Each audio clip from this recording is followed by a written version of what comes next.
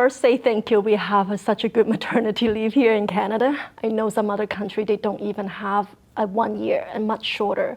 So I'm very thankful that we do have such a long maternity leave where I can actually focus on the baby. And so balancing between, I mean, even just motherhood itself, there it comes with daily responsibility and everything. And also, you know, in Canada, we have a lot of newcomers. So newcomers, they come here, foreign countries already, they don't have friends here. Their parents are most likely not here yet. And I am not a newcomer, but I'm a new immigrant. I would consider myself that. So my parents were not with me. And so having to like do everything by yourself, right, from cooking, cleaning, playing with the baby, learning about the baby development, it's a lot of responsibility and daily things to do. And sometimes the husband even have to go to work, right, and leaving the moms all by herself at home. So it's difficult, and sometimes, you know, there's no help to help you. And I would say that for me, I was not an active person.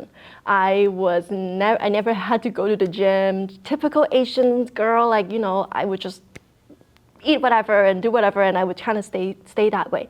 So that kind of all changed after I had my baby. You know, I gained a lot of weight, but weight wasn't an issue for me. I was okay with it. I expected, oh, you know what, I'm gonna have this chubbiness in me. I think I will just shed it off after a few months. So I was okay with it. But it's about balancing and juggling. And I think one thing that really helped, and you know, for the audience who's listening or watching the show, I think it's important that if you don't have help, just include your baby. Include your baby to work out, include your baby to go outside for a walk. Now that we have nicer weather, go out for a stroller walk, you get some fresh air. It's so good with that vitamin D and just freshness in you. And then go to a playground, and I bet that you can meet other moms there. Meet other moms there who maybe have a baby or maybe a similar age, so that you can actually meet other friends and not having to talk baby language all day. You can actually have an adult conversation, right? Remember those times? I'm sure you had 4 kids. And so that you can actually make conversation outside of just babbling. And I think that's so important for somebody's mom's mental health, maternal mental health. And another thing I would recommend, because we are in Ontario, we have something called on EarlyON Center. Have you been to one of those EarlyON Center okay? So I had been to, because there were one just beside my house, and I took my baby there. Wow, like you would never know that. It's so fun inside. It's all babies' toys and very safe environments. They have facilitators that do storytelling for the baby, do shows for the baby. They have craft and art and sensory toys. It's such an amazing place, and I would recommend anybody who are new moms, and they offer service of from 0 to 6 years old. And so you can just go there, not necessarily you can put the baby and bye and let's go, but like you can really just have the baby explore on her own, and you can just take a moment and relax and just sit there, like not have to like constantly like a hawk watching the baby.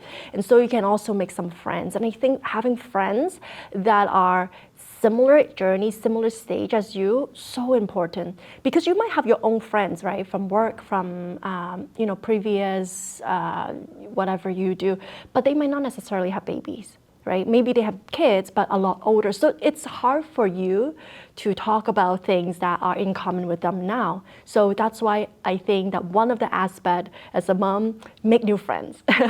It's so helpful for me. That helped me with my sort of maternal mental health. The baby schedules is ever changing. Every week is already a little bit different. They look a little different. The schedule, the naps, breastfeeding schedules are all different, and I was excluding breastfeeding my baby. And I always put my kids first, for sure. Like myself, I don't know, maybe we were talking about Asian background culture. I think for me, I still put my baby, and they have all the rights to have we have to have the baby first. And so I think that we have to come down to what are your priorities? What are the things that you wanted to achieve in this season of your life, right? It doesn't have to be the same as 1 month ago. It can be different now, but you just kind of have to sit down for a moment. Okay, this month or next 3 months, what do I want to achieve? Is it the exercise component? You want to get back into exercise?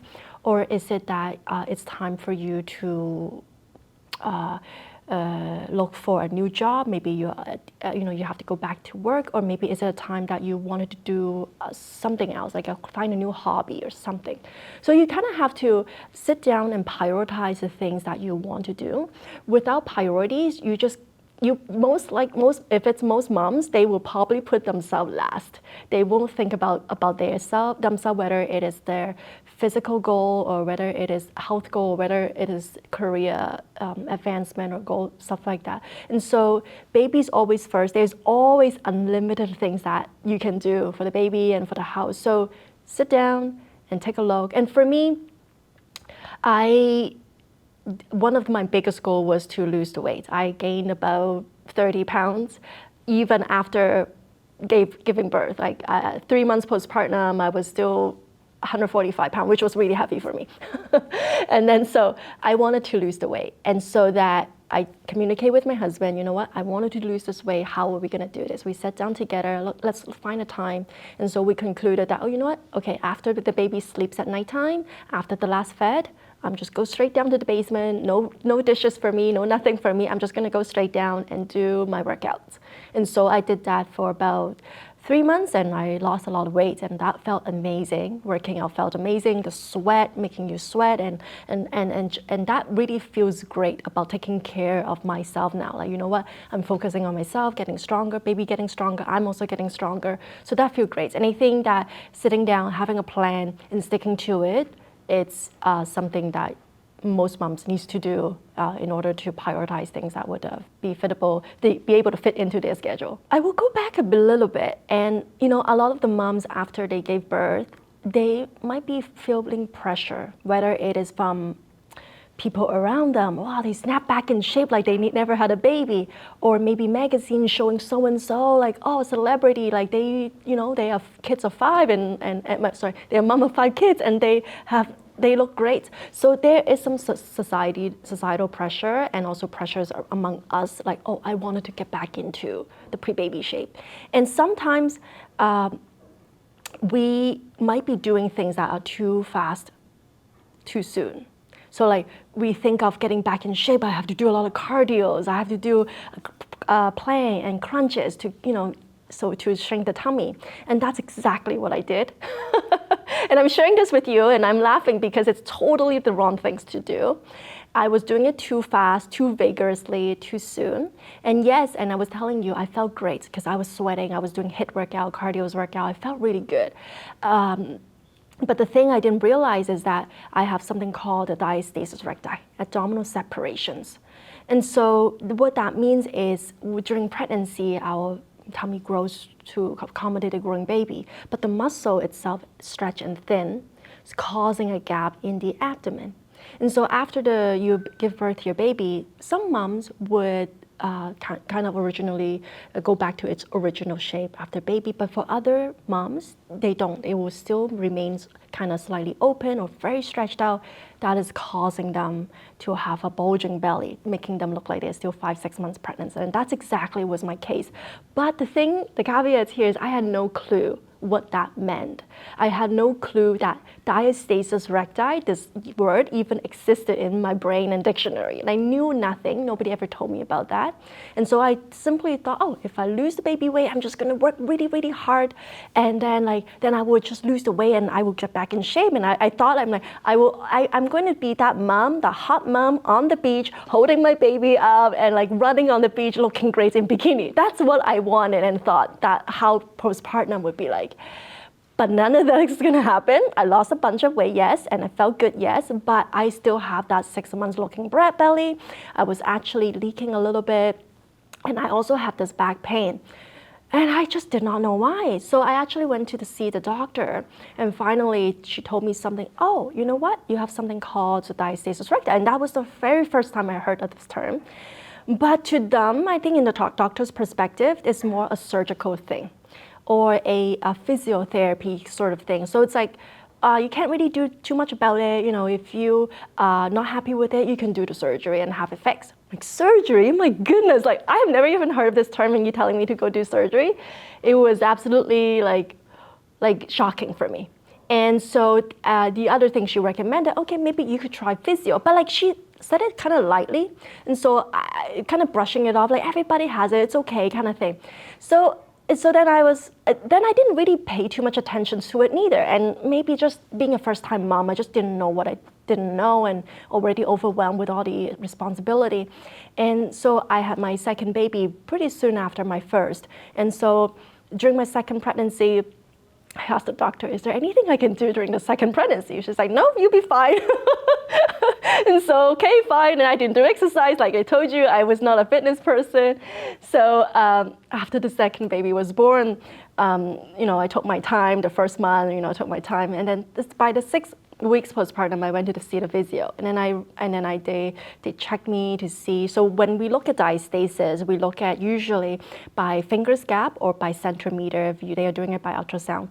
So anywhere between 1 to 2 fingers gap is quite normal. And so how you check it is you lie on the floor, you do a mini crunch, and you place your fingers on the belly, and you'll be able to feel a gap. And so 1 to 2 fingers is actually quite normal, but I personally also like to, when I work with my clients, I like to look at the depth of how deep the finger can sink in, and that's really telling me how the core muscles are engaging underneath, because we are not just looking at the rectus abdominal muscles, we will have to look at the transverse abdominal muscles. So if it's quite deep, that is showing that there's no engagement there. And for me, like I could see that like she could put in the entire fingers into the gap, and that was just a sign that, okay, I had no core engagement there. And so I really have to work on core strengthening first. And that sort of changed my career here 180 degree.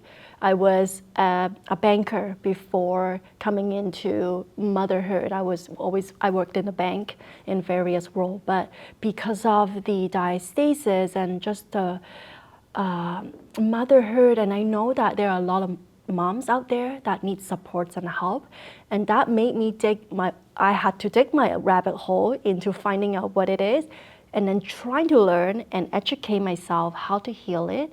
And that process took me quite a few years to fully understand what's really going on. And so that because of my experience, I'm like, you know what, I wanted to dedicate my life to helping other moms, because I don't want them to go through what I had to go through, because it's difficult. When other people look at you and staring at your belly, oh, are you pregnant? Like, it's not a good feeling. And it's really tough for the mother's mental health, and it's already been tough with all the responsibility on them.